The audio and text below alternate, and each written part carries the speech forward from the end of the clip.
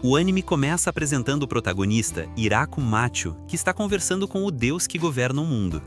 Este deus explica a Hirako que ele teve uma vida muito desafortunada e, devido a uma doença terminal, morreu após 39 anos. Por isso, o deus quer lhe dar outra oportunidade de viver, concedendo-lhe um corpo saudável e livre de qualquer doença. Isso se deve ao fato de que a razão pela qual Hirako teve que viver uma vida tão cruel foi, em parte, um erro do próprio Deus, que agora deseja corrigir, dando-lhe a vida que ele sempre quis. O Deus então pergunta ao protagonista se ele tem algum pedido. Depois de pensar um pouco, Hirako diz que quer tentar a agricultura, já que, quando estava preso em sua cama de hospital, gostava muito de assistir a um programa de televisão que tratava da experiência agrícola de um idol. E como não pôde ser muito sociável em sua vida anterior, ele gostaria de cultivar pacificamente em um lugar afastado da civilização. O deus do mundo concorda e diz ao protagonista que lhe dará uma nova vida e um corpo saudável. Após ter conseguido a aprovação do deus da agricultura, ele concede a Hirako o poder de uma ferramenta agrícola onipotente. Sem explicar nada, o deus apenas lhe diz para aproveitar sua segunda vida ao máximo e o envia para o mundo. O protagonista então acorda com um corpo saudável no meio da floresta, surpreso por poder mover seu corpo depois de tanto tempo. Isso deixa muito animado e ele decide começar sua segunda vida cultivando naquele mundo. No entanto, ele percebe que está no meio da floresta e não há nada ao seu redor além de árvores, sem saber por onde começar. Ele se lembra da ferramenta agrícola onipotente que o deus mencionou. Assim que ele pensa na ferramenta, ela aparece magicamente em sua mão em forma de enxada. Ao usá-la, ele percebe que ela possui algum tipo de poder mágico, pois consegue atravessar terrenos duros e raízes de árvores sem nenhum problema, transformando tudo em terra perfeita para cultivar. Mesmo assim, o protagonista se concentra em tentar encontrar comida e água. Ele passa seu tempo procurando um rio ou algo para comer, mas, para sua desgraça, não encontra nada. Em vez disso, ele encontra uma enorme árvore no meio da floresta. Sendo um grande ponto de referência, ele decide estabelecer sua base ali. Como não conseguiu encontrar nenhum rio ou lago por perto, ele decide cavar um poço usando sua ferramenta agrícola onipotente. Essa ferramenta especial pode assumir a forma de qualquer ferramenta em que ele pense, exceto máquinas complicadas. Assim, com uma pá, ele consegue cavar um poço em pouco tempo e percebe que não se sente cansado em nada. Quando finalmente encontra água, ele decide que precisa procurar comida, mas percebe que realmente não sente fome. Por isso, ele se dedica a construir uma base mais adequada usando sua ferramenta agrícola onipotente, o que facilita bastante o trabalho. Em pouco tempo, ele consegue limpar os arredores da enorme árvore, mas sem a sorte de encontrar algo comestível. Ao ver uma árvore no caminho, ele decide transformar sua ferramenta em um machado, planejando cortá-la com cuidado, já que ela atrapalha sua área de cultivo. Apesar de pensar em cortar a árvore aos poucos com seu machado, surpreendentemente ele a corta com um único movimento e sem nenhum esforço. Isso surpreende muito o protagonista, que corre para ver a pesada árvore caindo em segundos. Obviamente, isso se deve à habilidade que o deus lhe concedeu. Ele não perde tempo e começa a processar a madeira. Graças à sua ferramenta, ele consegue cortar madeira dura como se fosse manteira e logo se livra de várias árvores. Mas, apesar de ter madeira, o protagonista realmente não tem ideia de como construir uma casa do zero, sem pregos ou adesivos. Quando o sol começa a se pôr e em pânico por não ter nenhuma fonte de luz, já que não pode usar ferramentas para criar algo que ilumine, ele tenta fazer fogo, mas já é muito tarde. Ele se resigna a passar a noite em um buraco que ele cavou no tronco da árvore. Como não conseguia dormir, ele transformou sua ferramenta em um cinzel para talhar utensílios que poderá usar quando construir sua cabana. Quando finalmente amanhece, ele consegue fazer fogo e limpa ainda mais a área para poder plantar no campo. Isso porque, independentemente do tempo que passou, o protagonista não sente cansaço ao usar sua ferramenta. No entanto, ele nota que começou a sentir fome e pensa em ir procurar comida. Mas antes que possa fazer algo, um coelho selvagem salta em direção ao protagonista, que não tem outra opção senão usar sua ferramenta para se defender. Sem ter planejado, o coelho acaba sendo sua primeira refeição naquele mundo. Depois de finalmente ter comido, o protagonista constrói um banheiro e depois começa a trabalhar na terra para começar a semear um campo, pensando em tudo o que poderia colher. Ao entardecer, ele finalmente termina de preparar a terra de todo o seu campo, mas percebe que ainda não tem sementes para semear. Sem muito o que fazer, o protagonista decide dormir para procurar sementes no dia seguinte. Mas quando acorda, fica muito surpreso ao ver que, graças à ferramenta agrícola onipotente, brotos de plantas crescem na terra que ele havia preparado. O próximo passo é proteger seu campo de coelhos gigantes e outros possíveis monstros. O protagonista começa a construir uma cerca ao redor da área, criando uma grande vala para que os coelhos não passem. Durante vários dias trabalhando na cerca, ele consegue comida graças aos coelhos que tentaram atacá-lo novamente. Enquanto isso, as plantas crescem cada vez mais rápido, especialmente ao regá-las com a ferramenta especial que o protagonista transformou em regador. Depois de muito trabalho, Hiraku finalmente consegue construir uma pequena cabana, que embora não seja grande coisa, se mostra melhor do que viver em um tronco. Os dias passam e, ao contrário de sua vida anterior, o protagonista aproveita cada dia e se sente cada vez mais motivado. Um dia, o protagonista encontra 2 cães aparentemente nos arredores de seu campo. Ele então coloca uma tábua de madeira para que ambos os cães passem e depois os alimenta com a carne de um javali que havia caçado anteriormente, apenas porque o animal tentava saltar a cerca. Depois de um tempo, o protagonista leva os cães para sua pequena cabana para que passem a noite ali, já que aparentemente a fêmea estava prestes a dar à luz. Na manhã seguinte, Hiraku se emociona ao ver 4 filhotes novos na cabana. Ele então corta a melhor parte do javali para dar aos cães em celebração ao parto. Depois de alguns dias, o protagonista constrói uma cabana maior para ele, já que os cães ficaram com a primeira que ele construiu. Finalmente, as primeiras colheitas já estavam prontas, e ele consegue colher tomates com sucesso. Os cães, que ele chamou de Kuru e Yuki, aparentemente decidiram viver com ele permanentemente. Enquanto o tempo passa, ele cuida alegremente de suas plantações, e os cães se encarregam de caçar e patrulhar os arredores. Por outro lado, o Deus do mundo é mostrado novamente, perguntando-se como Hiraku estará, mas quando ele decide dar uma olhada naquele mundo, ele se assusta ao perceber que realmente o enviou para uma floresta em uma zona muito perigosa, cheia de monstros malignos, uma floresta que até chamam de Floresta da Morte. O Deus fica bastante alarmado com isso, mas lamentavelmente não pode fazer nada para intervir, pois seria uma infração às regras. Enquanto isso, depois de um tempo, as plantações do protagonista avançam e ele percebeu que, para semear, precisa pensar na fruta ou verdura que quer enquanto ara a terra, e isso será o que crescerá ali, sem a necessidade de sementes. Ele também semeou árvores frutíferas nos arredores, embora soubesse que essas levariam mais tempo. A comida também foi melhorando com o tempo, graças aos vegetais, embora ele não tivesse conseguido sal. Um dia, o protagonista notou que os cães começaram a ter um chifre crescendo na cabeça, mas não deu muita importância, afinal, ele estava em um mundo diferente. Graças aos cães, Hiraku consegue explorar a floresta sem se perder. Um dia, ele finalmente conseguiu encontrar um rio. Assim, ele planeja criar um caminho para conectar a água do rio até a sua casa, embora isso leve bastante tempo, já que o rio fica a 30 minutos a pé. Ainda assim, o protagonista se concentra em expandir seu campo de cultivo, plantando trigo, cana-de-açúcar para fazer doces e outras coisas necessárias. Logo ele percebe que está começando a fazer cada vez mais frio e entende que o inverno está próximo, então precisa se preparar. Para se abrigar, ele tenta usar peles de coelhos gigantes, mas desiste ao ver o quão mal elas cheiram. Ele se resigna a coletar alimentos para o inverno e sobreviver com uma fogueira em sua cabana, mas um dia, seus cães encontram algo incomum e quando o protagonista vai investigar, ele se depara com um coxim negro e gigante, ou era o que parecia. Ele percebe que na verdade se trata de uma aranha gigante. Para sua surpresa, ela é muito boa em criar tecidos com suas teias de aranha. Essa aranha começa a viver na árvore gigante alimentando-se de batatas, que o protagonista lhe dá, já que é a sua comida favorita. Além de teia, o protagonista descobre que a aranha também pode fazer roupas muito bem, e até transformou as peles de animais em um agasalho bastante decente para o inverno. Com folhas de tecido, Hiraku consegue fazer uma cama para dormir, além de cortinas que bloqueiam o vento e outras coisas, transformando sua casa em um lugar cada vez mais civilizado. Como a aranha se estabeleceu na grande árvore, o protagonista decidiu dar-lhe um nome, chamando-a de Sabuton. Em pouco tempo, o inverno chega, cobrindo tudo de neve. Enquanto os cães se recolhem em sua própria cabana, a aranha hiberna em sua árvore, e o protagonista passa todo o tempo dentro de sua cabana junto à fogueira, alimentando-se de vegetais sem sal, já que até o momento ainda não conseguiu sal. Apesar de seu estilo de vida tranquilo, Hiraku não consegue evitar se sentir muito sozinho, pois nem se lembra da última vez que falou com alguém, e ele se preocupa com a possibilidade de até esquecer como falar. Eventualmente, o rio começa a descongelar, derretendo a neve, e em pouco tempo chega a primavera. O protagonista finalmente sai de sua cabana. Depois de alguns dias, ele nota que algo acontece com os filhotes que, aparentemente, já haviam crescido. Um dia, todos os filhotes entram na floresta, abandonando seu ninho.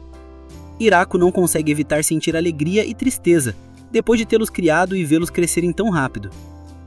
Para sua surpresa, alguns dias depois, os filhotes voltaram, pois ao que parece todos foram à floresta para procurar parceiros. Logo, o protagonista é tomado por outra surpresa ao ver que Sabuton, depois de muito tempo, apareceu com um grupo de bebês. Assim, todos os animais que comiam com o protagonista têm sua própria família, o que faz o nosso protagonista se sentir um pouco com ciúmes e um pouco mais solitário. Ainda assim, ele continua trabalhando alegremente em suas colheitas e também expande seus campos de cultivo. Afinal, agora ele tem muitas bocas para alimentar. No entanto, seu trabalho é interrompido por Sabuton, que ao golpear um pedaço de madeira, avisa que há um intruso nos arredores. Ele sabe que esse é o alarme que eles estabeleceram, então se apressa para investigar se há algo perigoso. Kuro o guia e o leva para o meio da floresta, onde o protagonista encontra uma menina albina chorando, sem roupas e em péssimas condições. A menina treme de medo e está cercada por cães e pela aranha gigante. Ao ver o protagonista, ela pede para que ele a salve. Hiraku se surpreende ao conseguir entendê-la. Ele se aproxima para oferecer uma peça de sua roupa para que a menina se cubra. Mas antes que possa fazer algo, a menina sorri e se joga em cima dele sem aviso, mordendo o pescoço do protagonista, que cai de costas, surpreso ao ver que a menina começa a se transformar. A menina cresce em questão de segundos, revelando uma garota mais velha, agora com roupas e sem nenhum arranhão. A garota agradece ao protagonista por salvá-la e em pouco tempo os cães pulam atacando-a novamente. O protagonista os detém e quando os cães se afastam, eles notam que a garota voltou a ter o corpo de uma menina, ficando menor novamente. Aproveitando, ele pergunta se, por acaso, ela é uma inimiga ou quer machucá-lo. A albina responde que não e pede para que ele pare de lançar seus cães nela. O protagonista a confronta, dizendo que isso só aconteceu porque ela o mordeu, mas ela diz que simplesmente não pôde evitar. Hiraku percebe que ela realmente parece inofensiva e logo entende que ela só bebeu seu sangue para recuperar sua força. Isso se deve ao fato de que ela usou muita de sua energia, por isso não conseguia manter a forma de seu corpo nem suas roupas.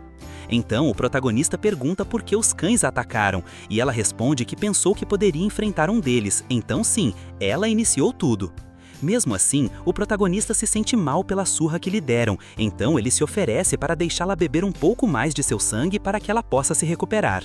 Assim, a pequena albina começa a beber de seu sangue, e embora o protagonista se sinta um pouco fraco porque ela está bebendo muito de seu sangue, ele não sente nenhum efeito disso, o que provavelmente se deve à vantagem de ter o corpo tão saudável.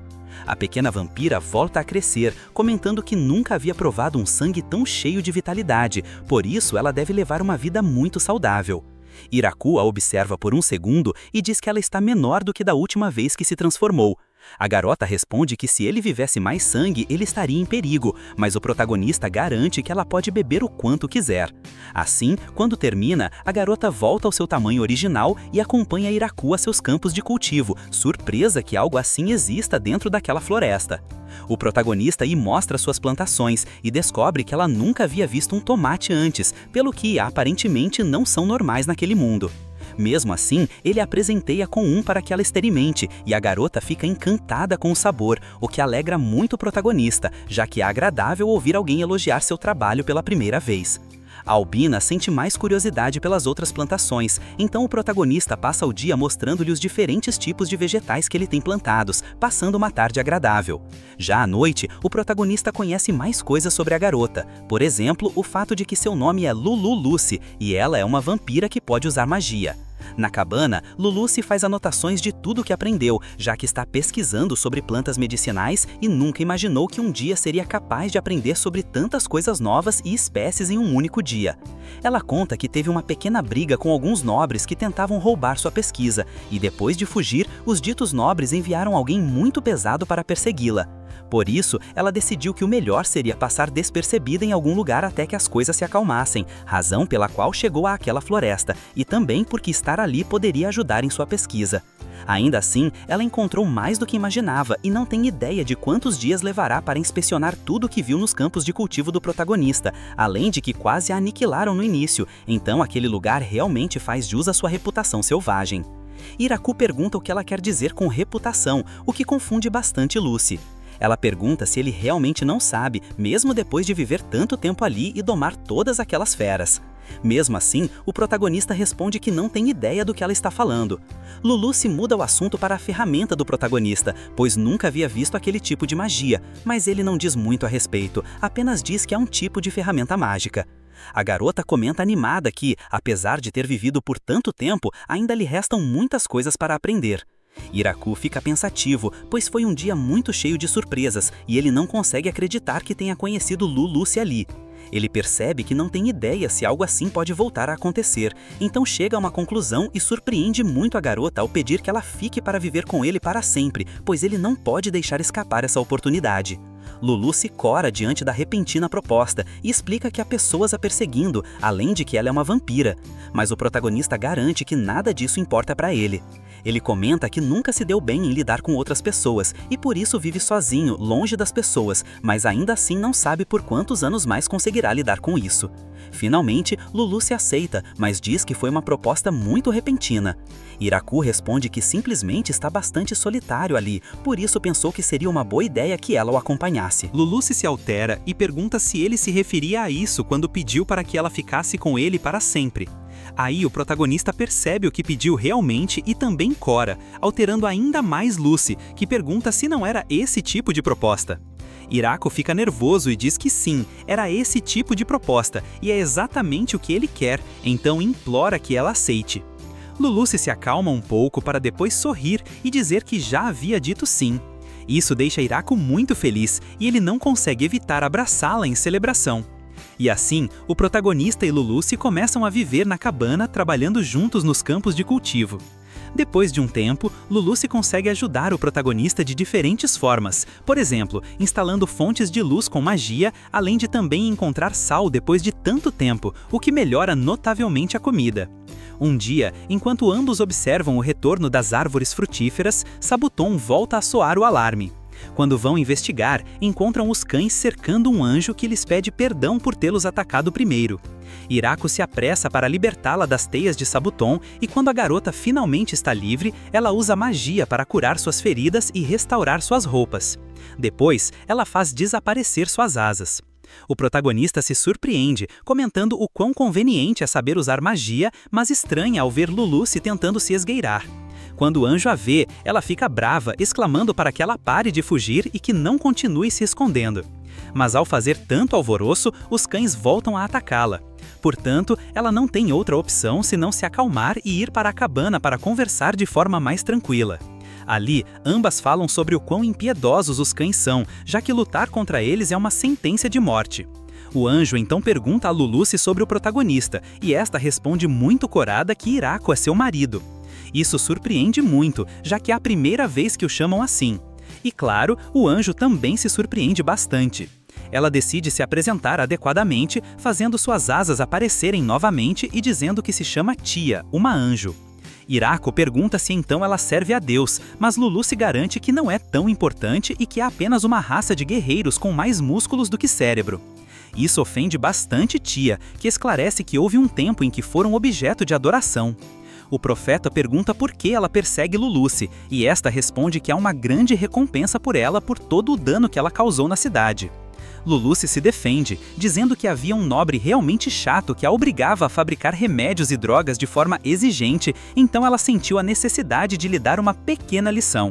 Tia exclama que o que ela fez não teve nada de pequeno, explicando que cada vez que algo a incomodava, ela começava a explodir tudo pelos ares. Luluce finalmente admite que talvez tenha exagerado um pouco e comenta a Iraku que a razão pela qual ela acabou naquela floresta é porque estava fugindo de Tia, já que ela é mais forte, embora apenas um pouco. E Tia se surpreende que a Albina admita o que fez e o fato de ser honesta com sua força.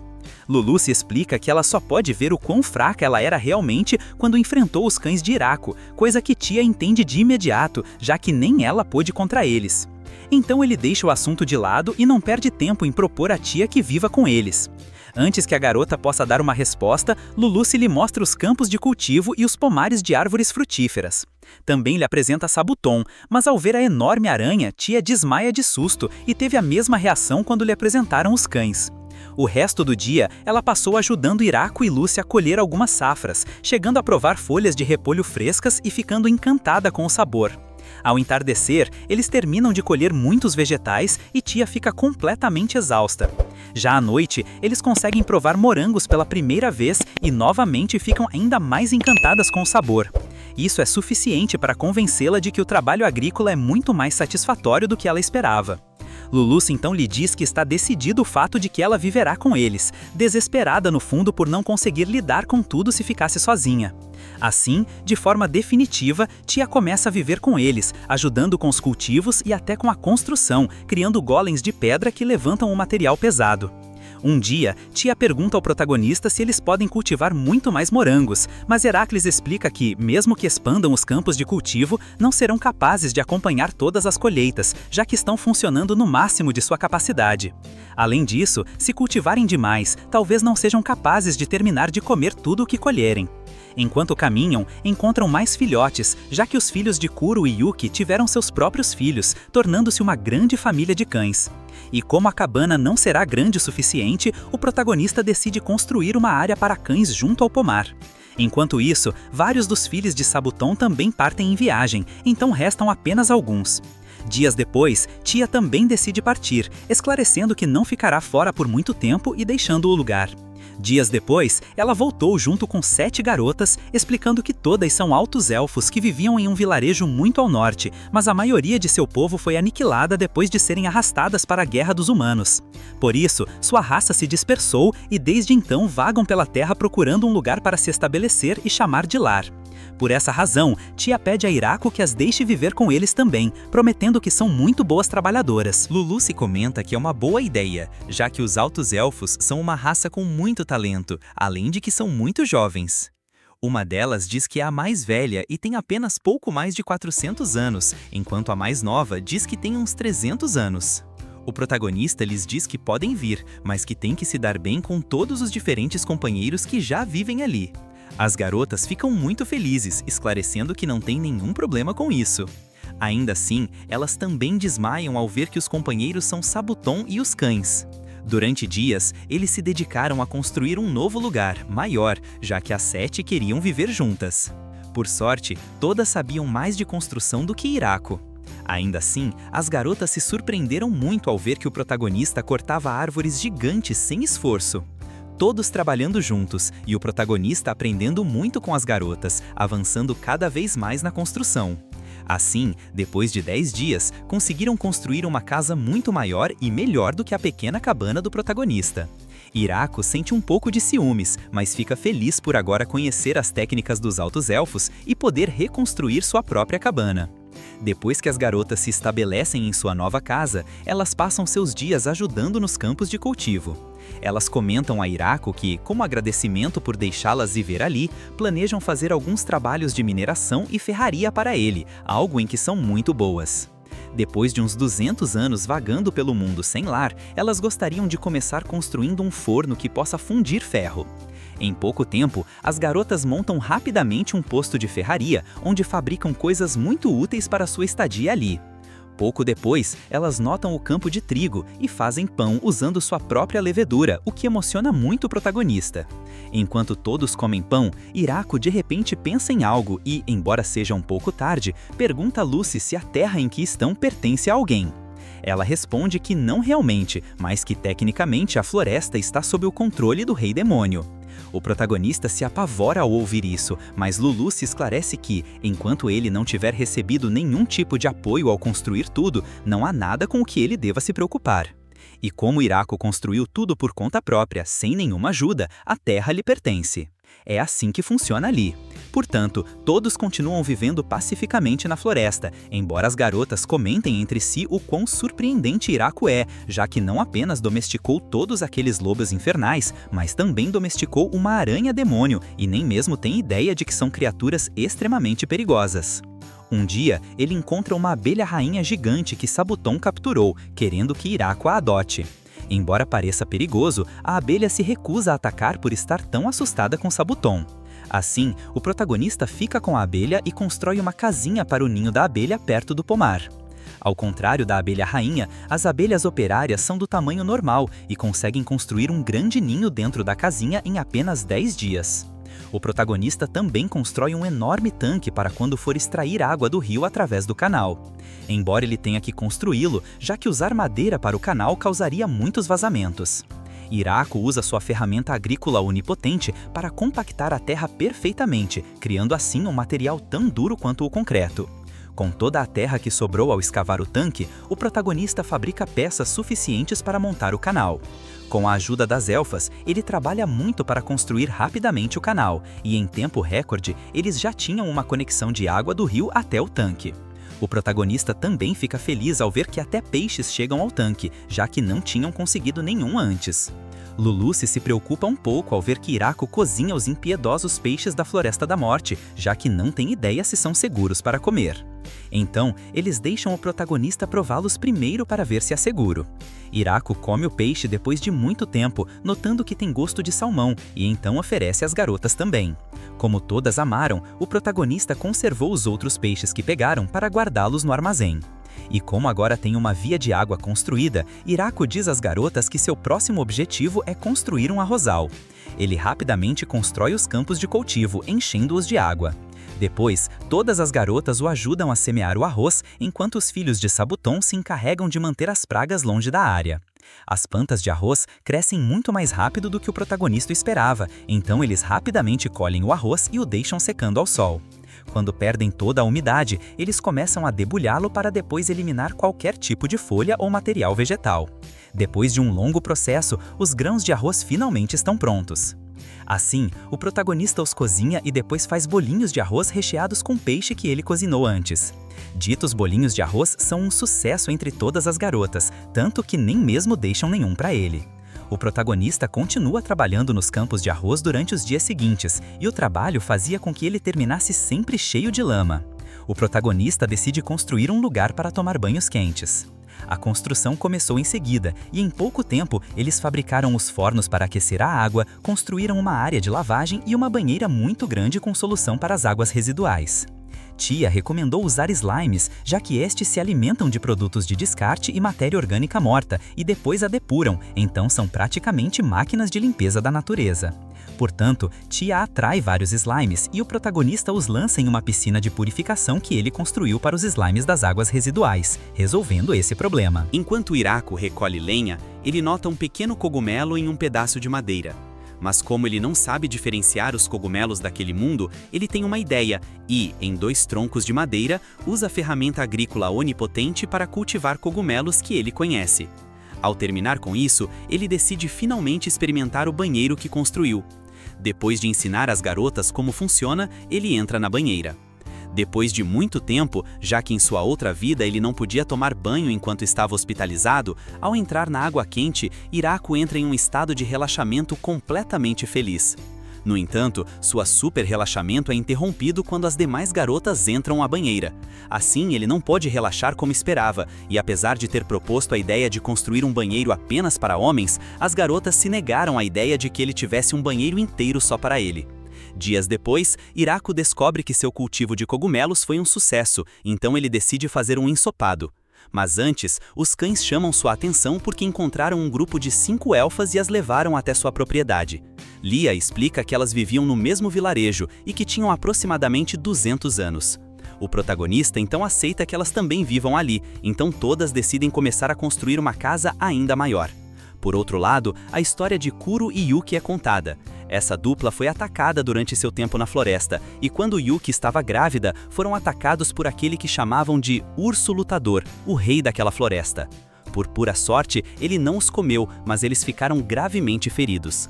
Como resultado, não conseguiam caçar e enfraqueceram tanto que até suas antigas presas os afugentaram. Antes que percebessem, ambos chegaram ao centro da floresta, no lugar onde nem mesmo o urso lutador ousa pisar. Ali foi onde encontraram Hiraku, sem saber como um humano de aparência tão fraca poderia sobreviver sozinho naquela floresta. Mas Kuro notou que tudo se devia à ferramenta de Hiraku, já que pôde sentir um poder ilimitado vindo daquela ferramenta. E apesar de terem pensado que suas vidas já haviam terminado, Hiraku compartilhou sua comida com eles e os cuidou. Depois que seus filhotes nasceram, nenhum deles tinha desejo de lutar contra ele, e ambos decidiram que Iraco seria seu mestre. Depois de viver por tanto tempo com ele, perceberam que ele é mais do que um humano fraco, como uma vez pensaram que era. E sua única preocupação é que Iraco não parece entender, nem tem ideia, de que eles não são simples cães, mas sim monstros aterrorizantes conhecidos como lobos do inferno. Ainda assim, Kuro está muito agradecido por sua boa fortuna ao ter levado a conhecer Iraco. Depois de vários dias, a nova casa finalmente está pronta, uma muito maior do que todas as anteriores e até com um porão incluído, ideal para armazenar alimentos e lenha. Depois de arrumar cada canto de sua nova casa, o protagonista decide talhar 2 estátuas de madeira de seus cães para colocá-las na entrada da casa. Quando todos se estabelecem na nova casa, Iraco tenta preparar um prato novo que ainda não haviam provado, então ele decide preparar curry, algo que as garotas nunca tinham ouvido falar antes. Com a ajuda de Tia e Lucy, o protagonista coleta as especiarias que precisará para fazer o curry dos campos de cultivo que ele estava trabalhando desde antes. No entanto, quando ele termina de coletar o que precisa, nota que as garotas desapareceram. Então ele volta para casa e a única que o ajuda a cozinhar é Tia, que explica que Lucy e as outras estão ocupadas com uma pesquisa. Enquanto ambos cozinham, os aromas da comida atraem as outras garotas e até os cães, que se limitam a observar. Ao entardecer, Tia e Lulu se voltam e o curry finalmente está pronto. Assim, todas se reúnem para comer. Como era de se esperar, todas amaram tanto que, novamente, comeram tudo e não deixaram nada. Dias depois, todos começam a se preparar para o inverno que se aproxima, já que passariam a maior parte do tempo dentro da casa. Por isso, o protagonista se encarrega de armazenar lenha suficiente no porão e pede a Sabuton cobertores extras com antecedência. Enquanto as elfas trabalham na forja e em outros projetos, Tia e Lulucy se encarregam de conservar um pouco de comida para o inverno, já que, como os cães não podem caçar muito bem durante o inverno, ele quer armazenar a maior quantidade de carne possível e se abastecer com tudo. Iraco também cria um armazenamento de neve para conservar os vegetais durante o inverno. Quando o protagonista vê as garotas usarem magia para trabalhar, ele pensa em quão útil seria poder usar magia, embora seja algo que só ele não pode fazer. À noite, ele fala com Lulucy, que explica que ele não pode usar magia sem estudá-la, mesmo que seja magia básica. O protagonista admite que simplesmente as viu usarem com tanta facilidade que pensou que ele também poderia, mas, não importava quantas vezes tentasse, nunca conseguiu. Ainda assim, o protagonista expressa o quão feliz está em poder contar com a ajuda delas, já que elas são incríveis, e a única coisa que ele tem feito é trabalhar no jardim e cozinhar. Ao ouvir isso, Lulucy o faz se sentir melhor, dizendo-lhe que, na verdade, ele é o mais incrível ali, já que ninguém conseguiu viver naquela floresta por tanto tempo da forma como ele tem feito, tornando-o o primeiro e único a conseguir. Quando o inverno chega, Iraco talha madeira para fazer jogos de tabuleiro, já que precisam de entretenimento enquanto ficam dentro de casa. Depois de explicar as regras dos jogos, a maioria das garotas começa a jogar, mostrando seu lado competitivo. Até Kuro ajuda em algumas partidas, e Yuki joga sua própria partida de xadrez contra ele. A curiosa se surpreende que os cães entendam as regras, e embora pareça fofa à primeira vista, ela pode sentir uma energia aterrorizante vinda deles. Portanto, ela decide não desafiá-los nem se aproximar. Até Lulucy tenta jogar contra os cães, mas termina com uma derrota retumbante. O protagonista também joga mahjong contra as garotas e tenta vingar Lulucy, mas assim como ela, termina sendo completamente derrotado. Por isso, ele decide jogar um mini-jogo de voos que havia construído também, mas mesmo nesse jogo, as garotas o superam. Assim, passaram o inverno todos juntos em um ambiente muito acolhedor e jogando o dia todo. Os dias passam mais rápido do que esperavam, pois pouco depois a neve derrete e a primavera volta a chegar. Quando o clima está mais quente, Iraco sai da casa para dar umas batatas a Sabuton. Mas antes que possa fazer algo, eles ouvem o alarme repetidas vezes. Graças ao número de golpes, o protagonista consegue localizar em que direção o intruso se aproxima. Então eles olham nessa direção e conseguem ver uma enorme criatura em alta velocidade no gelo. Iraco pergunta se por acaso se trata de um dragão, mas Tia lhe esclarece, muito preocupada, que se trata de um wyvern.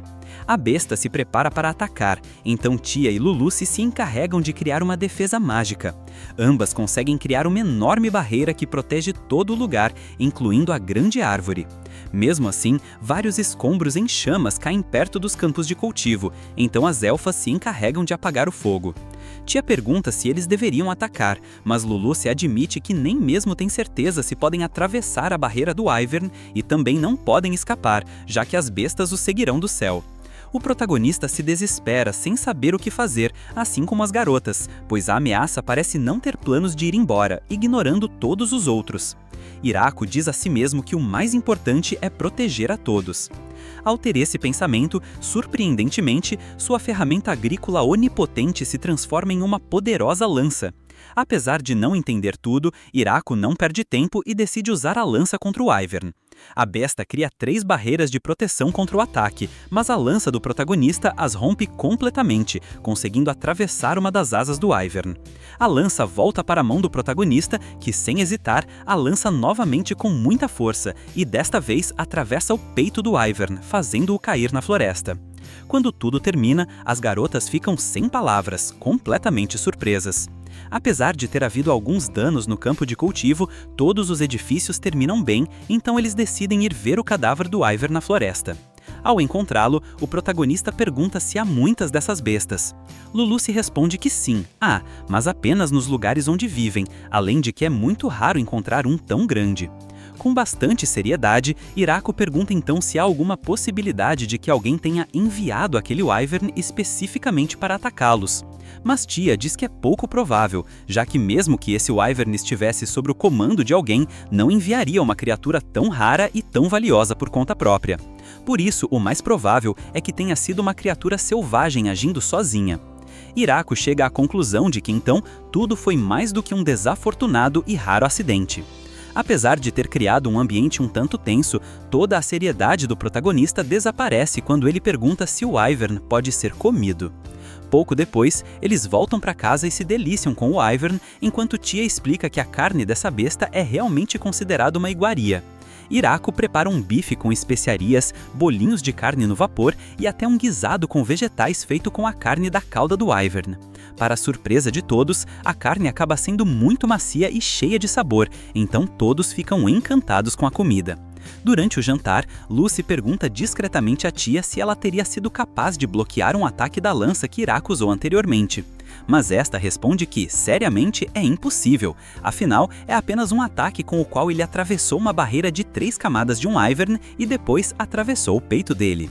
Ambas as garotas chegam à conclusão então que realmente tiveram sorte de que Kuro e os cães foram os primeiros com quem se encontraram ao chegar na floresta. Por outro lado, o castelo do Rei Demônio é mostrado no reino demoníaco de Galgardo. Ali, Bezel, Randan e Graha, 3 dos 4 grandes generais do Rei Demônio, falam sobre o relatório que receberam de um Wyvern que foi derrubado. Nenhum deles consegue acreditar que uma besta tenha sido derrotada assim, já que se um único Wyvern se aproximasse deles, seria suficiente para mobilizar todas as suas forças. Bezel explica que, segundo o relatório, o enorme Wyvern foi atacado do chão e foi morto com 2 impactos. Os outros 2 generais ficam incrédulos e até entram em pânico diante da informação, dizendo que não podem lutar contra algo assim. Graha, o mais calmo dos 3, declara que, antes que o medo e o pânico comecem a se espalhar entre os cidadãos, eles, como os 4 generais, devem lidar com a situação. Ainda assim, Randan propõe como solução renunciar e vai embora sem mais.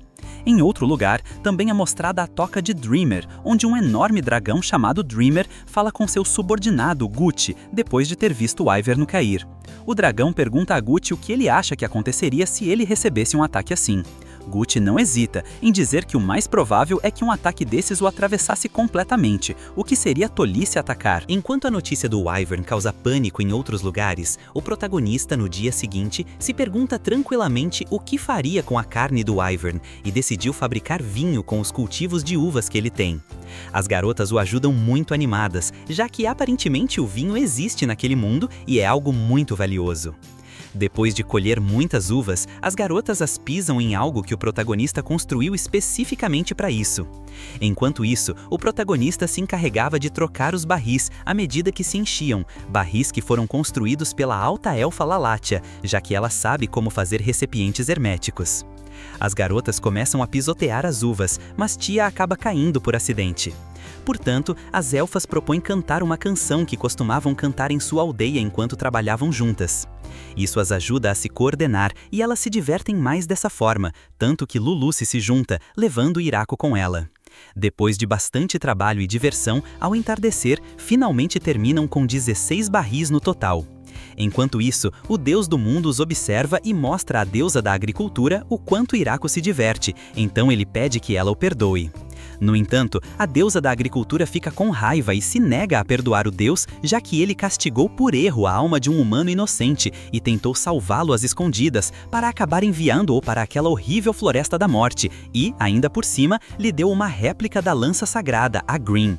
O deus tenta se desculpar, dizendo que por enquanto ele só a usa como ferramenta agrícola, além de que ela havia lhe dado permissão. Mas a deusa lhe esclarece que nunca disse que ele a daria a um humano. Mais irritada do que antes, ela diz ao deus que essa lança deveria drenar toda a força vital de Iraco, matando-o instantaneamente. Bastante envergonhado, o deus diz que mesmo assim Iraco está bem, então ele certamente tem habilidades de recuperação super rápidas graças ao corpo saudável que lhe deu.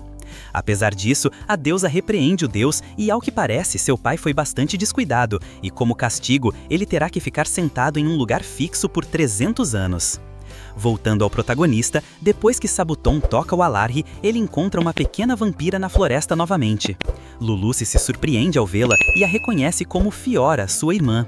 Pouco depois, eles a levam para casa e ela explica que, depois de ouvir que a infame anjo estava perseguindo Lulucci, decidiu segui-la até ali. O protagonista lhe diz que ela já está ali e pode relaxar e ficar um tempo com eles. Fiora o olha e comenta que lhe custa acreditar que ele seja o marido de sua irmã, já que algo não se encaixa. Mas ao sentir o olhar arrepiante de Kuro, Fiora se assusta e se retrata de tudo o que disse. Lulucci esclarece que Iraco é quem manda naquele lugar e é o mestre de todos aqueles lobos infernais que ela viu, além do fato de que também... Fiora então entende e, de forma muito normal, se desculpa por seu comportamento grosseiro, embora Iraco lhe diga para não se preocupar. Mudando de assunto, o protagonista então se dirige a Kuro e pergunta se eles são realmente lobos. Como resposta, Kuro late para ele e Iraco também pergunta o que significa a parte de infernal. Kuro então procede a liberar uma enorme chama vermelha de sua boca, o que faz Iraco aplaudir, assombrado. Enquanto isso, Lulucci não consegue acreditar no fato de que Iraco tenha estado vivendo todo esse tempo com eles sem realmente saber, pois são bestas mágicas bastante conhecidas. À noite, o protagonista prepara um bom jantar para Fiora como desculpa pelo que Kuro e os lobos a fizeram passar. Como era de se esperar, ela fica encantada com a comida, assim como Lulucci no início. Fiora anota muitas coisas para sua pesquisa. Depois de alguns dias ficando ali, Fiora parte com muita pressa e emoção para poder fazer os preparativos de sua mudança. Um mês depois, ela retorna, trazendo consigo um monte de criadas pertencentes a uma raça de ogros. Uma delas se apresenta como Anne, a representante de todas as criadas, e diz que está a serviço dele. Iraco esclarece que elas não precisam ser tão formais e pergunta a Fiora sobre o que trouxeram. Ela diz que são vacas normais e se certificou de trazer vacas que produzem leite. O protagonista então se emociona, dizendo que agora podem fazer manteiga e queijo. Enquanto isso, Tia nota que já há bastante raças em grande quantidade vivendo ali, enquanto ela é a única anjo. Isso a desanima notavelmente, então ela rapidamente se aproxima de Iraco e avisa que se irá por um tempo. Pouco depois, Tia volta com suas subordinadas, Gran Maria, Kudeli e Corone, 3 anjos com armadura de aspecto sério e grandes armas. Também um grupo de homens lagarto, cujo representante se chama Daga, e este também traz uma galinha em uma gaiola. O protagonista pergunta se a galinha cospe fogo, algo desconfiado, mas Tia garante que a galinha que trouxe apenas põe ovos. Iraco então lhes agradece, deixando as garotas muito felizes. Graças a todos, o lugar onde vivem se tornou muito mais civilizado. As criadas, sendo profissionais, se encarregam de limpar os quartos e manter a casa limpa, além de que também cozinham, mas não sabem fazer mais do que comida bastante simples. Por isso, o protagonista lhes ensina todos os métodos de cozinha que conhece e todas gostam bastante da cozinha. Então, em pouco tempo, aprenderam a preparar pratos mais elaborados. Por outro lado, os 3 anjos que Tia trouxe com ela se encarregam de patrulhar diferentes regiões da floresta, certificando-se de vigiar até o mínimo movimento. Isso se deve ao fato de que depois do ataque do Wyvern, Tia decidiu que os 3 atuariam como segurança nas instalações. Enquanto isso, os homens lagartos se encarregam de todas as tarefas que exigem força ao ar livre e, graças a eles, as obras avançam ainda mais rápido do que antes. O protagonista pensa em todas as pessoas que agora vivem ali e percebe que nem consegue contá-las. Nesse exato momento, Lia se aproxima e o informa que trouxe todas as altas elfas que ainda vagavam pela floresta. Ao ver tantas garotas, Hiraku pergunta se não há nenhum homem, mas Lia explica que, na verdade, não houve homens que sobreviveram naquela época. Ainda assim, ela garante que está tudo bem, já que podem começar a tê-los em breve. Sem perguntar absolutamente nada, o protagonista lhes deseja sorte e decide não questionar como farão isso. Alguns dias depois, Hiraku reúne todos os diferentes representantes de todas as raças e lhes diz que quer inventar um nome para o lugar onde vivem. Ele explica que, no início, era apenas sua pequena cabana e os campos de cultivo, mas depois começaram a surgir mais edifícios e mais gente começou a se mudar, então atualmente é como uma vila. Por essa razão, ele quer dar um nome. Annie propõe dar o nome da floresta em que estão, e o protagonista acha boa ideia. Mas ao ouvir que se chama Floresta da Morte, ele descarta completamente a ideia, já que soa muito assustador. Alguém mais então propõe que o chamem de Vila da Morte, mas isso soa ainda pior, então também é descartado. Finalmente, Sabuton levanta sua pata e aponta para a enorme porta da casa. Sem entender muito bem, Hiraku olha para a porta e ali consegue ver a enorme árvore que sempre esteve ali. Portanto, o nome do lugar onde ele tem vivido fica oficialmente como Vila da Grande Árvore. À noite, o protagonista revela o nome a todos os habitantes e faz uma grande festa para celebrá-lo com o primeiro lote de vinho que fizeram na vila.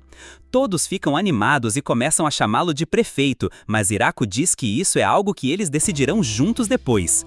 Mesmo assim, Lucy lhe diz que só ele pode ser, e ao ver que todos concordam, o chamam assim, o que ele aceita muito feliz e decide aproveitar a vida que tem levado até aquele momento, celebrando junto a toda sua grande felicidade. Assim, a vila continua avançando, embora como prefeito, Hiraku continua trabalhando como sempre fez. Um dia, ele ouve o alarme de Sabuton e rapidamente um dos anjos patrulhando se aproxima para informá-lo que um mensageiro do reino demoníaco chegou. Tia e Lucy acompanham o protagonista para ver esse mensageiro e encontram Bessel. Bessel se apresenta e lhes diz que gostaria de ter uma audiência com a pessoa encarregada do lugar. Hiraku se apresenta como o prefeito, então Bessel lhe concede um presente para comemorar o encontro. Depois, ele informa que tem uma mensagem do Rei Demônio, pois ele gostaria de discutir a situação do assentamento. O protagonista se lembra do que Luluce lhe disse sobre o Rei Demônio, então deduz que eles querem que ele pague impostos por todo o tempo que viveu naquelas terras. Depois de pensar, Hiraku se enche de coragem, assumindo seus deveres como prefeito. Então ele diz a Bessel que se o Rei Demônio estiver disposto a aceitar que eles vivam naquela terra, então ele está disposto a oferecer parte de sua colheita como imposto, pagando uma taxa de 10%. Ao ouvir isso, Bessel se surpreende, então o protagonista se preocupa, pensando que talvez tenha sido muito baixo. Mas para surpresa, Bessel pergunta nervosamente se realmente está tudo bem com isso. Hiraku responde que sim e esclarece que gostaria que viessem recolher o pagamento todos os anos antes do inverno.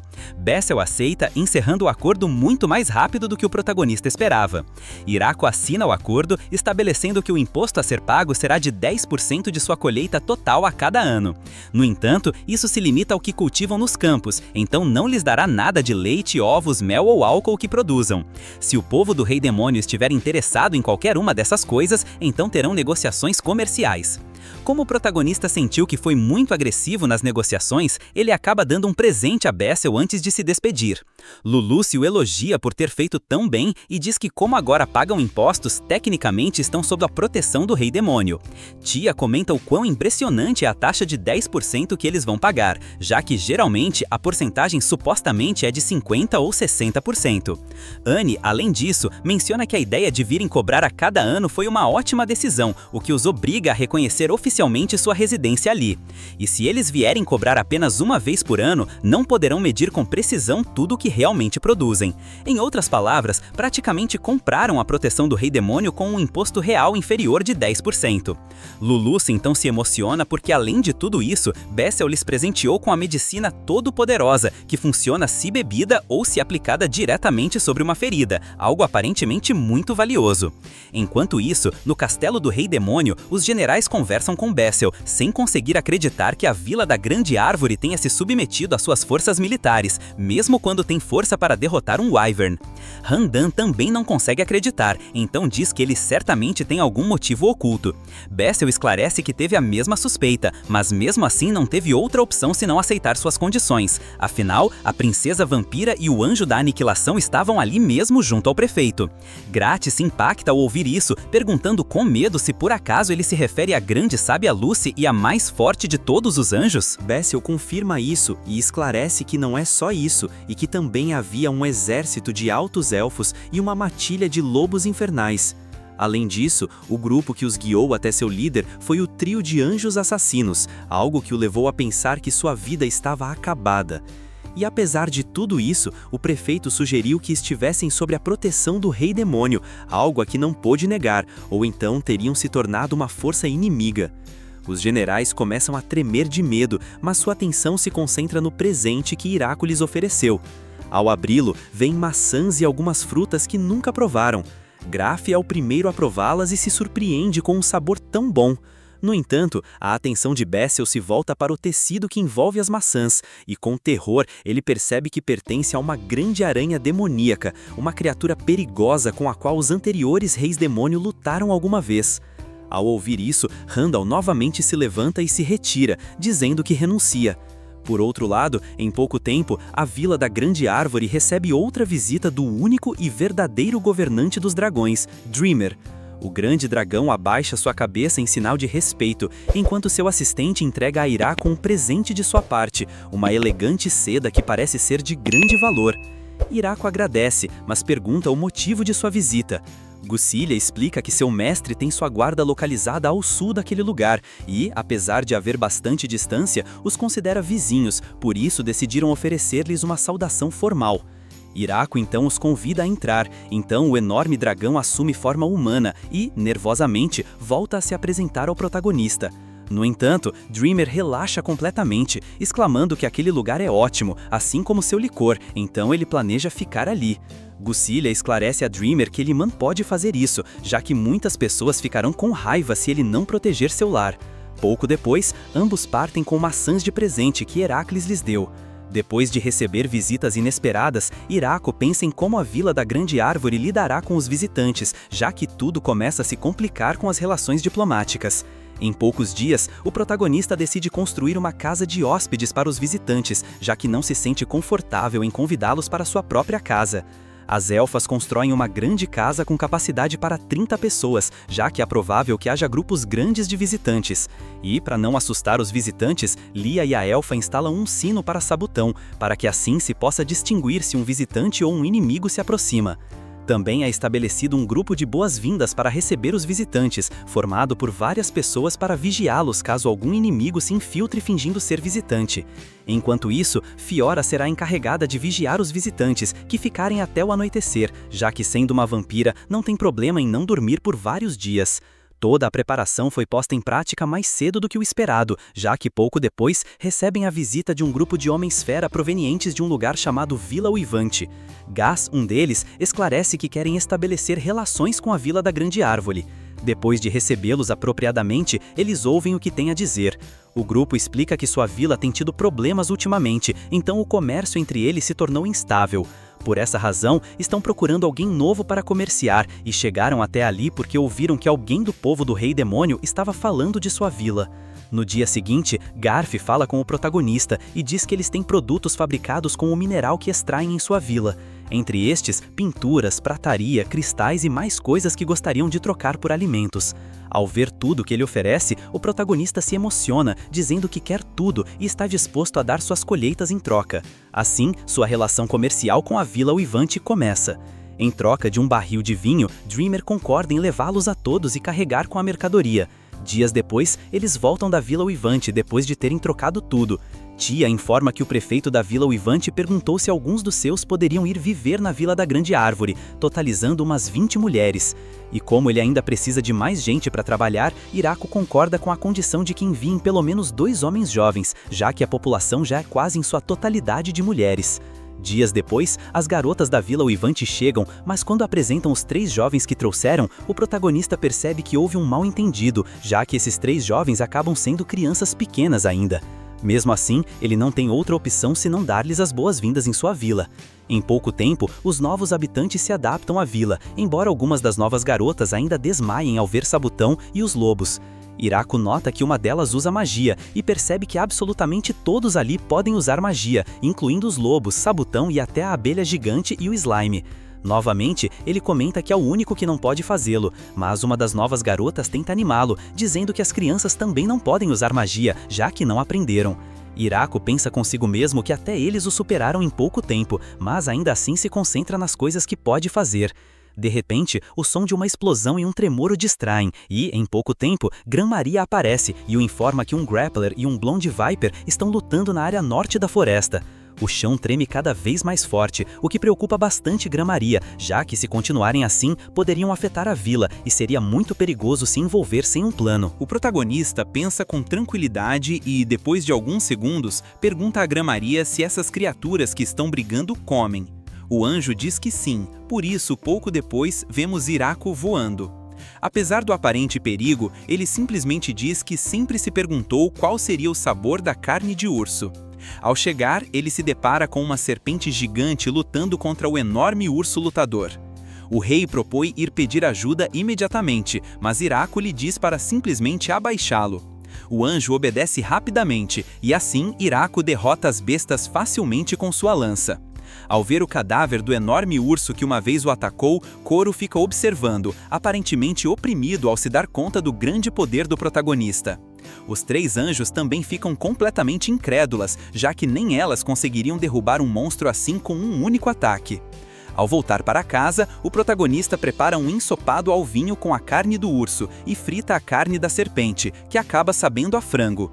Poucos dias depois, um grupo de anões idosos liderados por um homem chamado Donovan chegam como visitantes.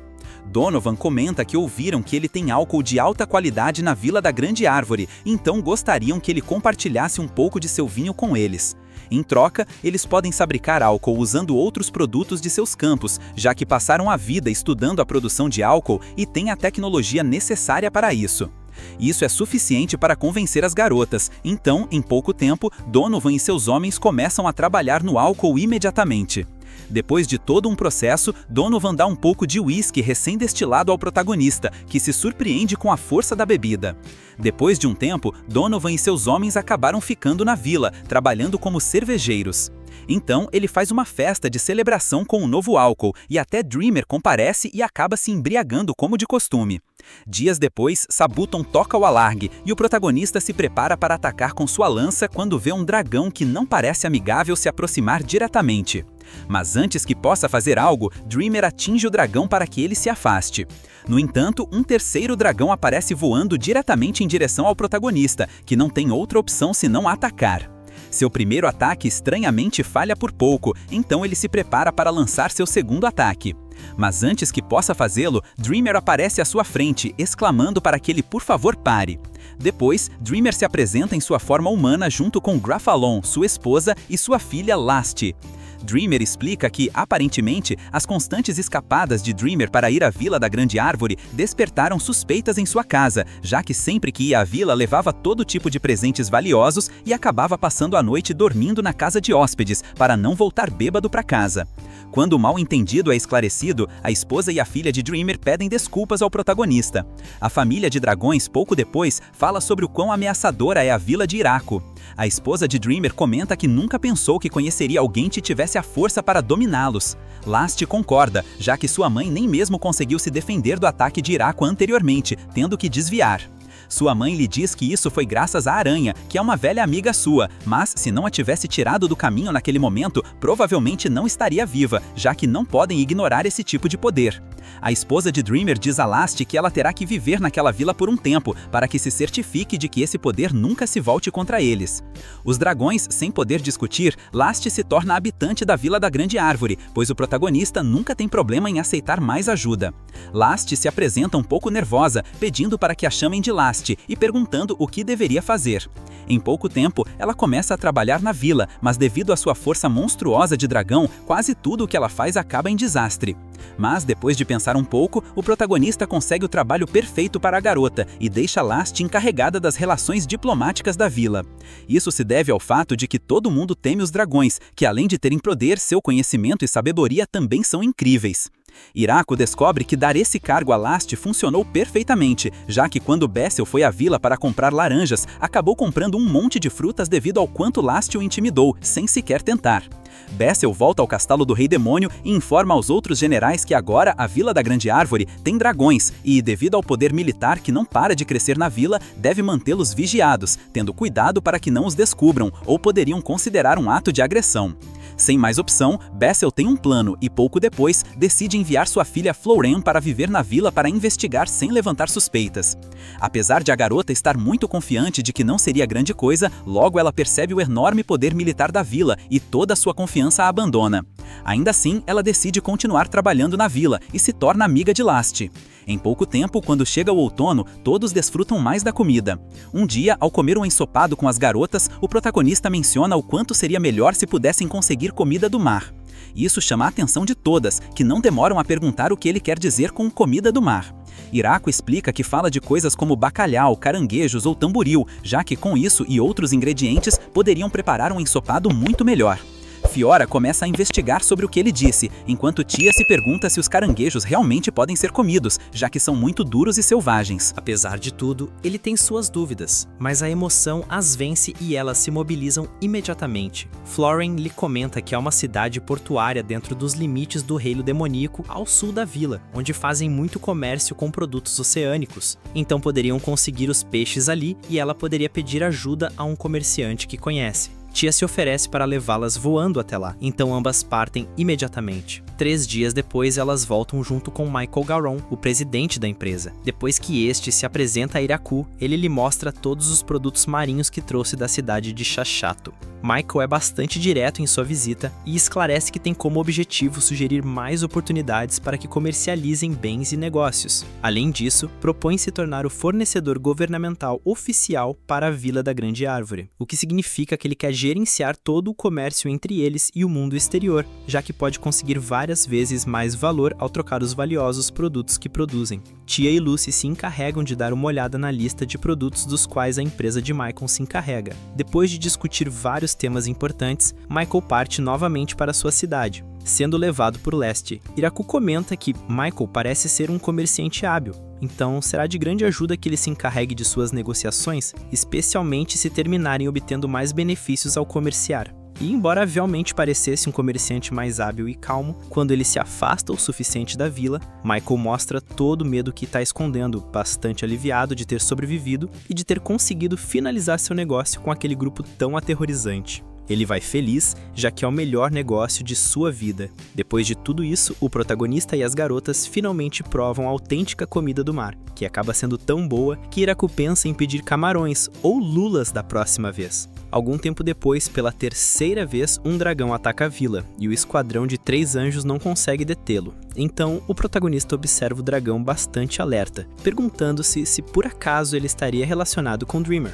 Mas o dragão fica alguns segundos sem fazer nada, apenas olha para o protagonista e depois lança uma bola de fogo na floresta, exibindo seu poder e praticamente desafiando. Portanto, Iraku usa sua lança e em poucos segundos derruba o dragão, fazendo com que ele caia na floresta. Quando ele vai investigar, encontra uma garota albina que admite a derrota e se rende, despreocupadamente. O protagonista pergunta por que ela queimou a floresta, mas a garota não consegue pensar em nenhuma desculpa. No entanto, Dreamer aparece preocupado e se desculpa com Iraku, explicando que ela é Hakuren, sua irmã mais velha. Hakuren diz que a culpa é toda de Dreamer, já que ele disse que iria entregar a Leste como esposa ao prefeito da Vila da Grande Árvore algum dia, porque queria ver ela mesma que tipo de pessoa ele era. Dreamer clama que certamente disse algo assim apenas estando bêbado, coisa que não estranha o protagonista. Irako pergunta se ela não podia visitar normalmente, mas Hakuren responde que queria brincar um pouco com ele, já que todos falam de quão forte ele é, além de que quis desabafar sua frustração, pois não consegue acreditar que sua pequena sobrinha, sendo 900 anos mais nova, encontre um marido antes dela. O protagonista repreende, dizendo que mesmo que queira brincar não pode causar problemas às pessoas. Depois de ser repreendida, Hakuren não tem outra opção senão limpar a bagunça que causou.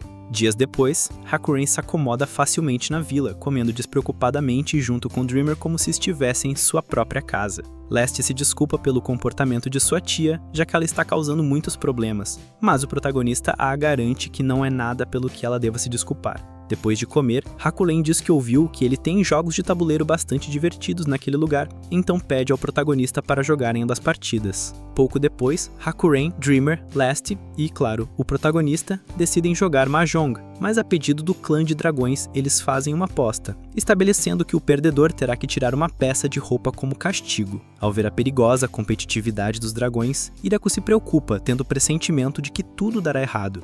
Pouco depois, sua preocupação aumenta ao perceber que os dragões realmente odiavam perder, o que os faz começar uma partida muito séria de Mahjong.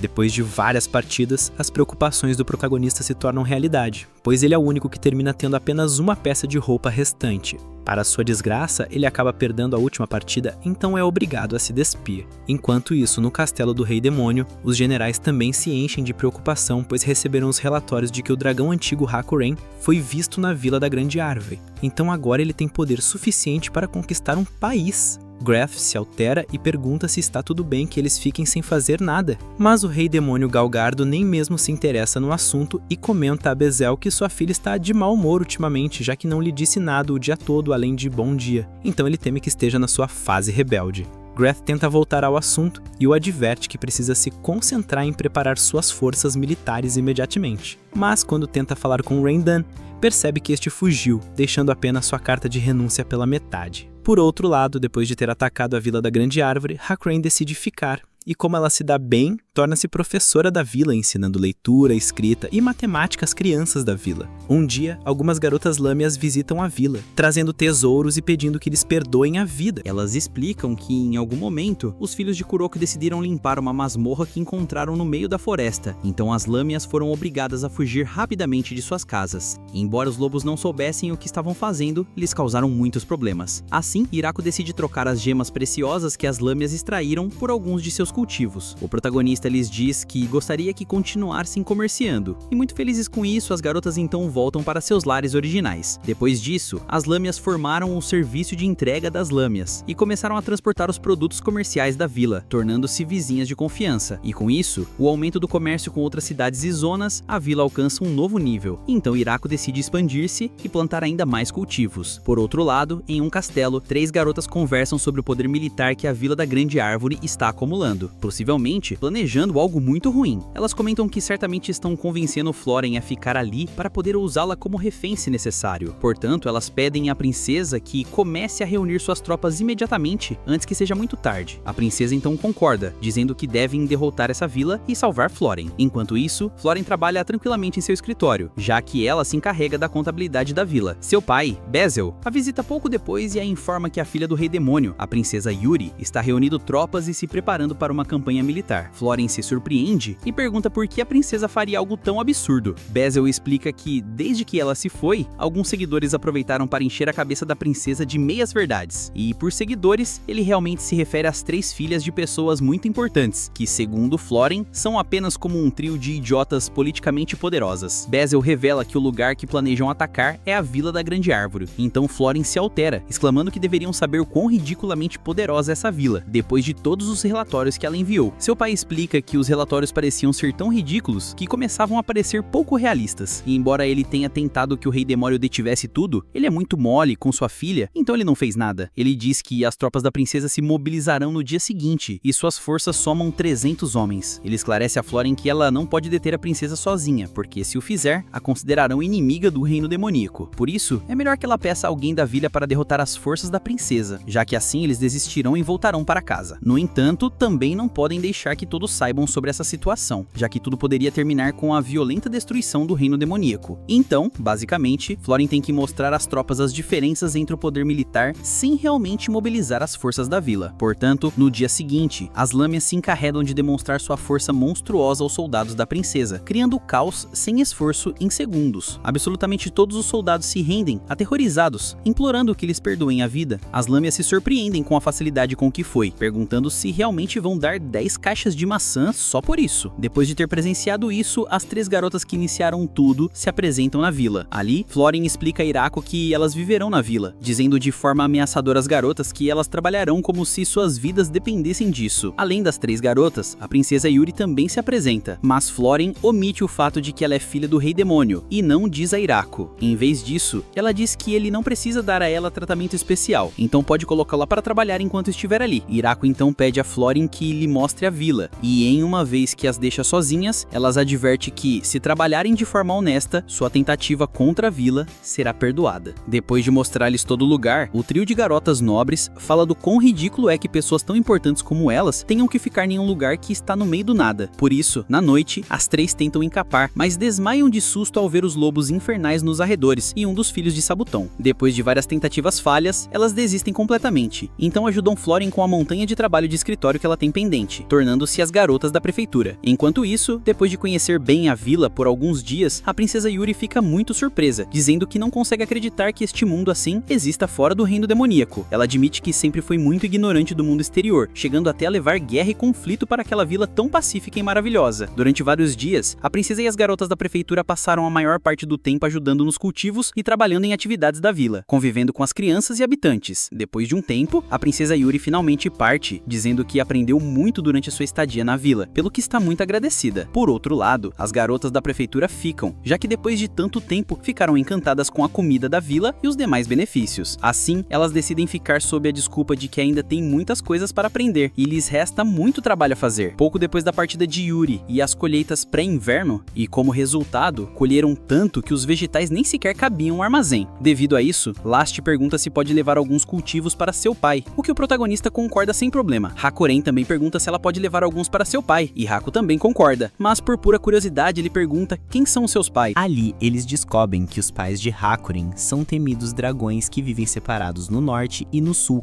conhecidos como o Dragão Imperador e o Dragão Furacão Rai. Logo, Hakuren parte para levar os cultivos para seus pais, enquanto Lestia leva os cultivos para os seus.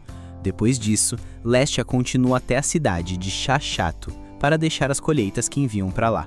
Estando lá, Michael lhe pede para exterminar um monstro que tem atacado os bosques mercantes. Esse monstro acaba sendo um Shanko, uma espécie de peixe que Irako aparentemente havia mencionado antes. Portanto, Lestia se emociona, derrotando o monstro facilmente, para depois levar o protagonista a carne de Shango que lhe deram em agradecimento por vencer o monstro. Por outro lado, quando Hakuren volta, ela traz consigo um grupo de elfas da montanha que queriam se mudar para a vila. A líder do grupo explica que normalmente vivem nas montanhas, mas ultimamente tem sido difícil para elas encontrar comida. O protagonista não precisa ouvir mais, pois imediatamente começa a planejar onde poderão ficar enquanto constroem sua futura casa. Isso deixa o grupo de elfas da montanha muito feliz, e em pouco tempo elas se tornam residentes oficiais da vila. Assim, o tempo passa e, pouco a pouco, o outono desaparece à medida que o inverno se aproxima. Ele então vai para o quarto de Lulutsi. Aparentemente, ela não se sentia bem há algum tempo e estava acamada. Tia e Senna a acompanham, mas depois de fazerem perguntas e ouvirem seus sintomas, chegam à conclusão de que Lulutsi está grávida, algo que surpreende tanto a ela mesma quanto a Irako. O tempo passa o suficiente para que a barriga de Lulutsi cresça bastante. Ela explica que a vila ficou alvoroçada de alegria quando souberam da gravidez, enquanto ela mesma acabou sendo a mais tranquila sobre o assunto. Ainda assim, o protagonista acaba se preocupando com ela cada dia, embora Lulutsi lhe garanta que está bem. Então, Irako volta à sua rotina, certificando-se de que as coisas dentro da casa estão em ordem e cuidando das plantações contra pragas. Nenhuma das pragas normais de jardim que ele conhece existe neste mundo. Em vez disso, existem umas estranhas coisas pretas que vivem nas plantas e comem suas folhas. Por sorte, os filhos de Sabuton, Kuro e os outros voltam a detectá-las, então ainda não causaram nenhum dano real. A forma de se livrar delas é simplesmente usando a todo-poderosa ferramenta agrícola como regador, que aparentemente tem o poder de eliminar as pragas do jardim. Os campos que foram ampliados atingiram um tamanho bastante grande, então controlá-los agora é mais fácil. Ainda assim, Hiraku se sente muito feliz ao ver todos os cultivos progredirem. E assim, como os cultivos progridem, os animais também progridem, pois, pouco depois, informam a Hiraku que as vacas deram à luz bezerros. O protagonista então se esforça para melhorar cada vez mais a vila e até constrói um canteiro de lindas flores para decorar. Além disso, o trabalho agrícola também se encarrega de construir todo tipo de coisas que os aldeões lhe pedem, incluindo brinquedos para as crianças. Algo que lhe é fácil com a ferramenta agrícola onipotente, apesar de não ter experiência em construção. De vez em quando, todos também se unem no treinamento de batalha, já que Annie e a servente aconselharam a fazer treinamentos regulares, apenas por precaução. Um dia, Senna corre preocupado até o protagonista, advertindo-o de que há um homem estranho na vila. Quando Hiraku vai investigar, ele de fato encontra um homem estranho prostrando-se diante da estátua do deus do mundo que ele esculpiu há bastante tempo. Pouco depois, eles descobrem que o homem é o progenitor dos vampiros e, tecnicamente, o avô de Lulutzi e Fiora. Ele explica que, ao ouvir que Lulutzi estava grávida, teve certeza de que devia haver algum erro, mas ao vê-la, percebe que é verdade. Ele apenas se surpreendeu, já que, ao que parece, os vampiros costumam continuar com a sua linhagem, formando novos pactos de sangue, mas isso acontece raramente. Ainda assim, Bargrave se mostra feliz, dizendo que os filhos são um tesouro e que ele deve cuidar dos seus. O homem então se desculpa por ter entrado na vila sem cumprimentar e explica que, no início, só planejava dar uma olhada para depois ir embora, mas foi atraído por uma presença, exatamente a estátua debaixo da grande árvore, já que é um esplêndido retrato do grande criador. O protagonista então lhe pergunta se, por acaso, ele conheceu a Deus, e Bargrave responde que sim, uma vez ao nascer. Ele garante que lhe disse para se esforçar, apesar de que nasceria com um corpo ligeiramente anormal. Bargrave explica que se lembra de Deus, mas por alguma razão não consegue lembrar a aparência exata e, mesmo depois de ter tentado inúmeras vezes, nunca conseguiu criar algo tão parecido com ele como o protagonista o fez. Apesar do quão animado o homem está, o protagonista esclarece que a estátua pertence à vila, então ele não pode oferecê-la. Bargrave desanima notavelmente, mas o protagonista então decide esculpir outra estátua para ele, deixando-o feliz. Portanto, pouco depois Bargrave parte, mas não sem antes agradecer a estátua e pedir ao protagonista que cuide de Lulutzi. Hiraku comenta que, no final, ele acabou sendo uma pessoa fácil de lidar. Fiora diz a ele que, sim, apesar de ser uma pessoa incrivelmente importante e de alto ranking, algo de que Hiraku não estava ciente. Bargrave, por sua vez, volta ao templo depois de 50 anos, dizendo que quer consagrar a estátua que Hiraku fez no melhor lugar. O ancião encarregado do templo fica fascinado ao ver a estátua, dizendo que devem se certificar de que todos conheçam o nome do escultor.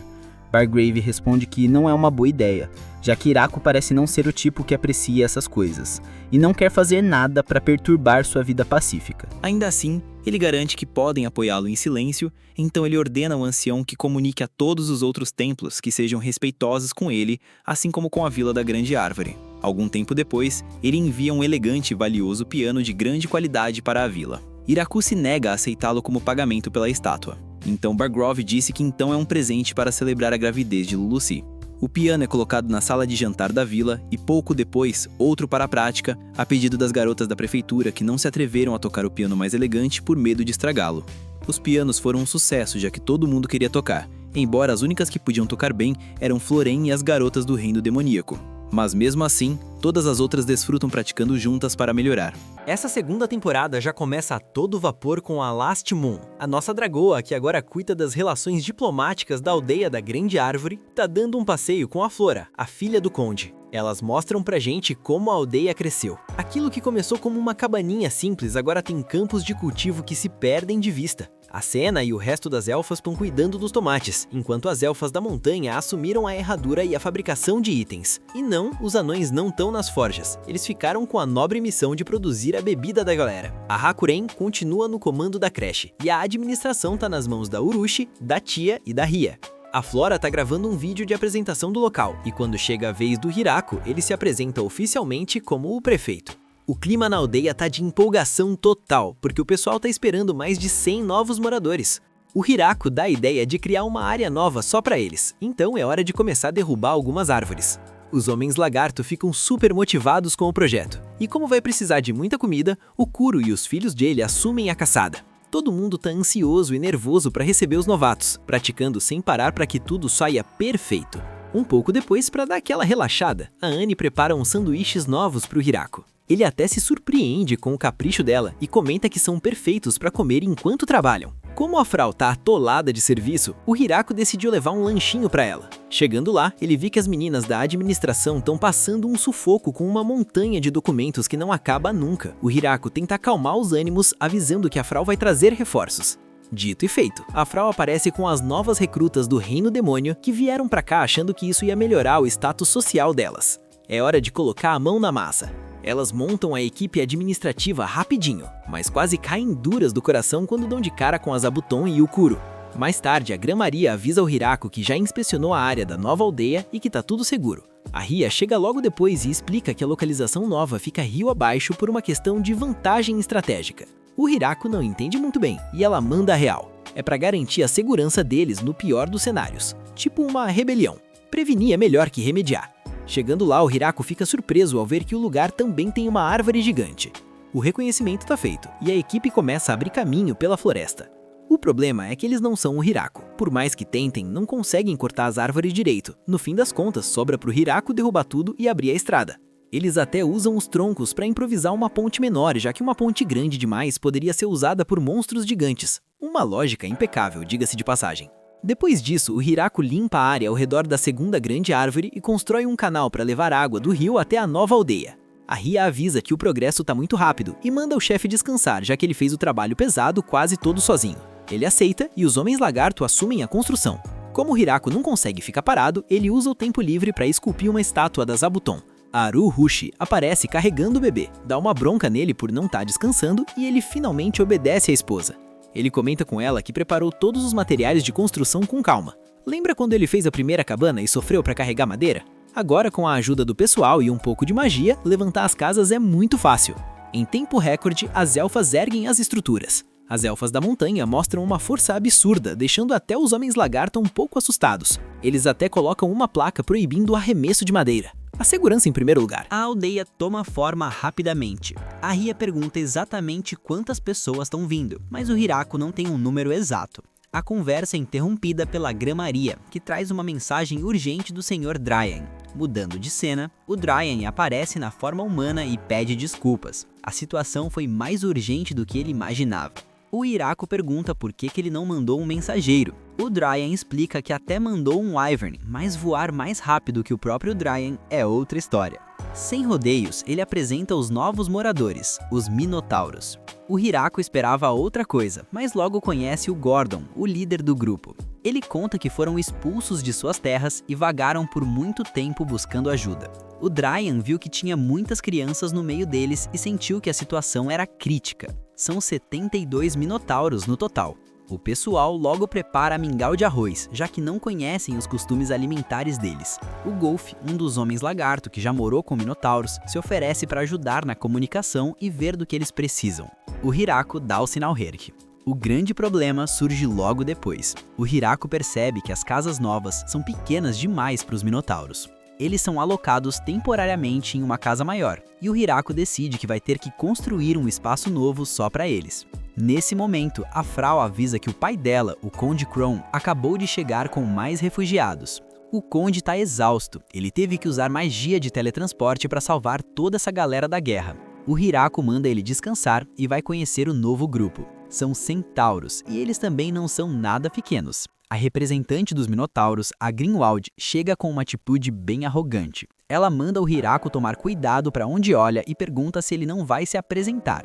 Meio nervoso, ele diz que é o prefeito. Ela se apresenta como uma parente de um nobre importante e recomenda que o Hiraku tome cuidado com ela. Sente a tensão no ar. A Grinwald continua reclamando da demora, até que uma das oficinistas, a Latiase, pede para ela ter paciência. Ela explica que entende o cansaço da viagem, mas que agora eles estão seguros nas terras do Conde Kron.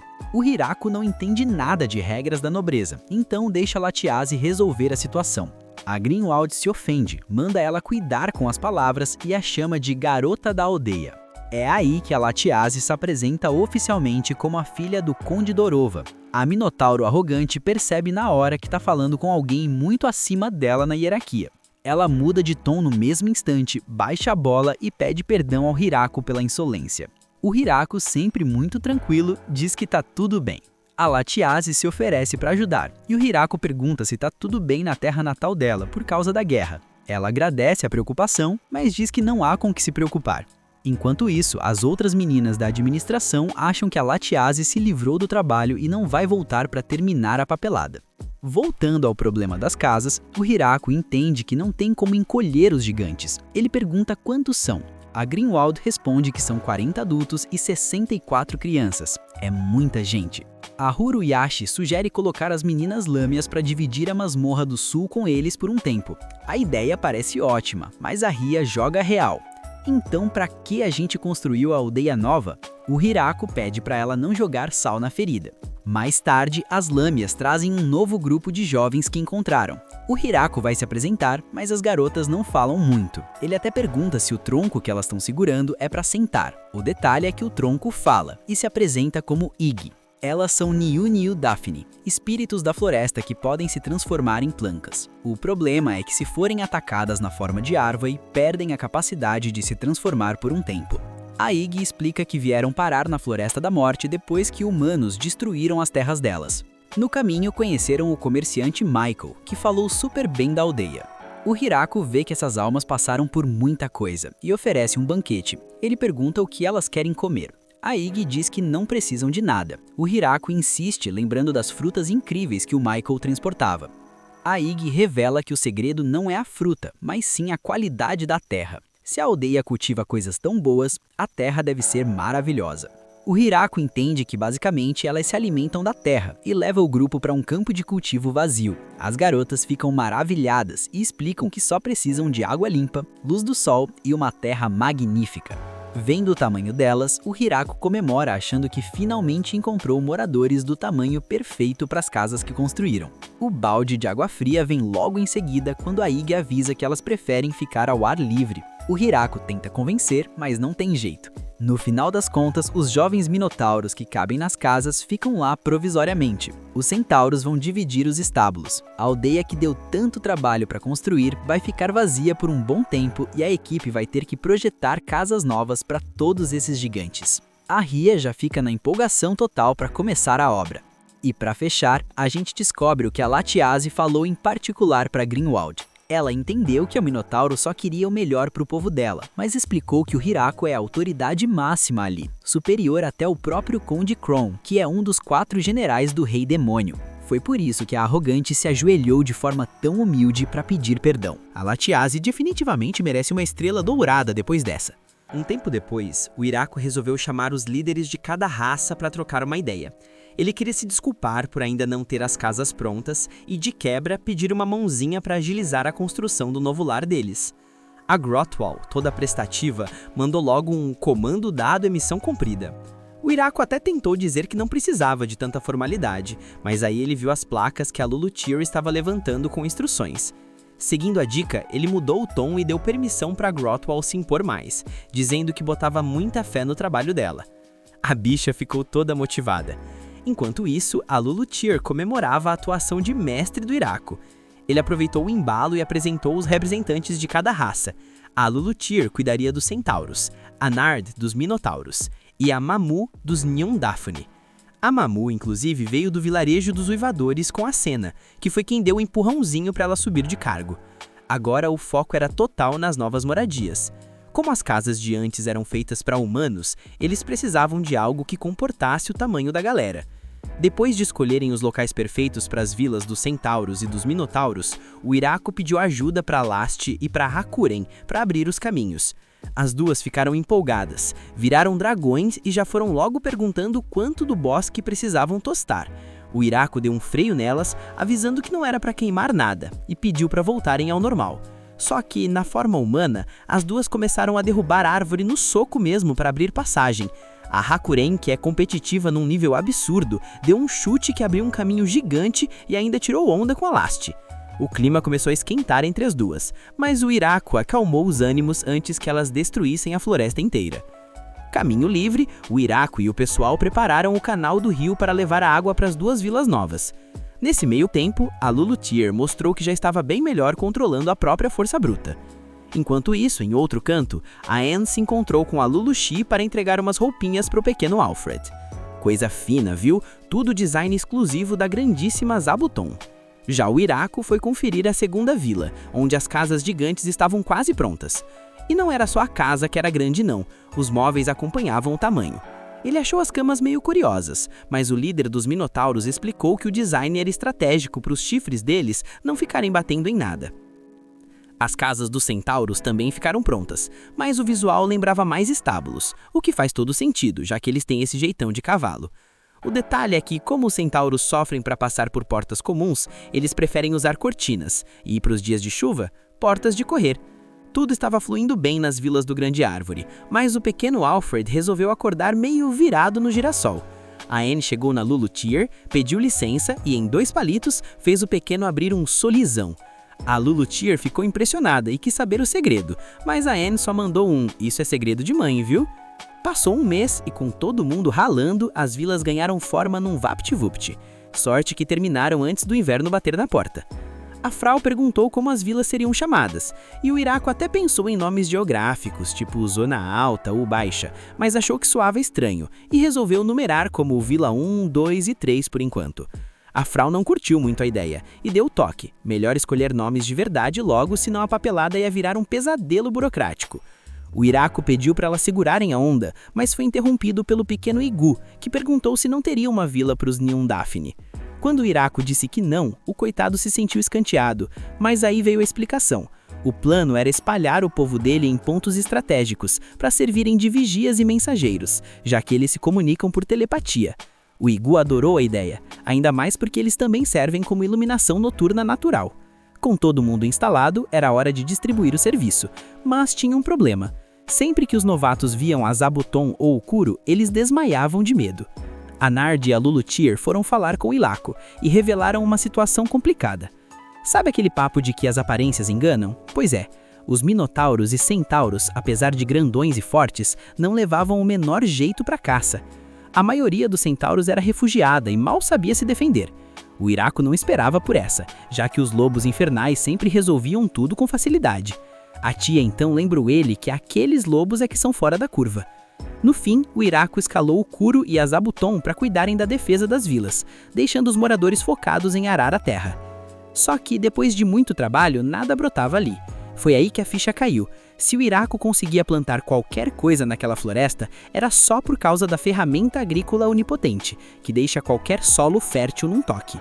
Como o Iraco é o único que consegue usar a ferramenta mágica, o pessoal percebeu que ia ser um sufoco depender dele para preparar o solo de todas as vilas. O jeito era achar uma solução para que cada comunidade aprendesse a se virar sozinha. Por sorte, o Gordon já tinha as manhas porque trabalhava na roça na antiga vila dele. Seguindo as instruções do mestre, eles plantaram as sementes de trigo, mas o balde de água fria veio logo em seguida. A colheita só ia rolar perto do verão, ou seja, 6 meses de espera. Para o Iraco, que faz tudo num estalo com a ferramenta, pareceu uma eternidade. Isso só fez ele sentir que precisava agradecer ainda mais ao deus da agricultura. Ele correu para esculpir umas estátuas para os deuses e até montou um santuário caprichado. Só que quando os moradores viram as estátuas, ficaram confusos com aquele vovô que ele fez, já que a imagem que eles tinham do deus da agricultura era bem diferente. E não deu outra. A deusa da agricultura ficou possuída de raiva lá em cima porque o Iraco a desenhou como um idoso de novo. O tempo foi passando e as tarefas foram se dividindo. Os Minotauros focaram no plantio e os Centauros resolveram empreender, criando um serviço de entregas chamado Centauri Delivery. Mais tarde, a Grotwall colou no Iraco e notou que ele tinha um cavalo na fazenda. Ele explicou que foi um presente do Michael, já que ele sempre quis aprender a montar, mas o bicho não dava a mínima para ele. O Iraco até perguntou se ela não conseguia dar um toque no cavalo, mas a Grotwall mantou a real.